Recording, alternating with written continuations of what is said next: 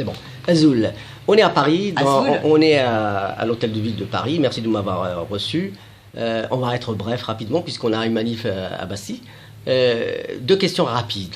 La première, on est en pleine campagne électorale et il y a cette dynamique de la France insoumise avec Jean-Luc Mélenchon et toute cette diversité de la France d'en bas et d'en haut et surtout tous ces gens qui viennent de partout.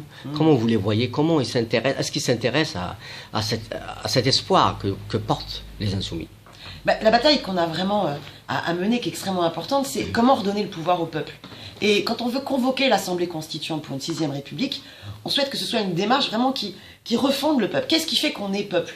C'est pas, comment dire, ce qui fait peuple, c'est pas comme le disent beaucoup, une question identitaire, où on doit chercher nos différences. Au contraire, ce qui fait peuple, c'est notre sentiment d'appartenance à une communauté de destin, et qui est fondé par les principes essentiels, universels de la République française, c'est-à-dire liberté, égalité, fraternité, avec le grand principe d'organisation qui est la laïcité. Donc on veut faire France de tout bois.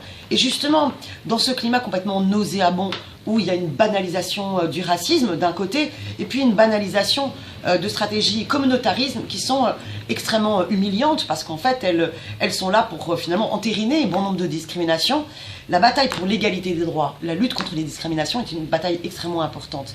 Alors, c'est pas pour rien que le programme de la France insoumise, par exemple, tient beaucoup à la question du droit de vote des résidents étrangers aux élections locales, tient beaucoup à l'égalité des droits pour l'émancipation de toutes et tous, à la lutte contre des politiques de ségrégation sociale qui abandonnent un certain nombre de quartiers. La bataille vraiment pour se rendre compte que nos diversités culturelles, c'est une richesse, parce que c'est ce qui nous permet de nous émanciper et voilà, de découvrir, de rencontrer cette richesse justement de la France métissée. Et c'est une sacrée bataille de lutter contre toutes les formes de racisme et d'obscurantisme. Voilà un petit peu pour moi la force de la France insoumise et ce qu'on porte. Et c'est aussi pour ça que eh bien, elle prend vraiment dans les quartiers pour aller à la conquête de l'égalité des droits, pour que enfin liberté, égalité, fraternité, ça se traduise dans le réel.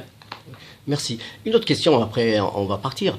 La question de ce passage de l'immigrant, de l'immigration, de l'immigré vers la citoyenneté, surtout en particulier ceux qui sont venus de la rive sud de Méditerranée, en particulier les Berbères comme moi par exemple.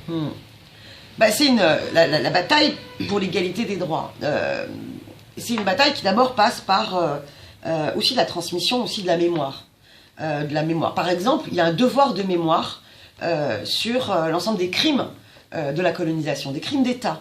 Je pense que c'est important, toutes et tous, quelles que soient nos histoires personnelles, familiales, nos origines, qu'il y ait une conscience dans le peuple français de ce qu'a pu être pour le meilleur et pour le pire la politique de la France.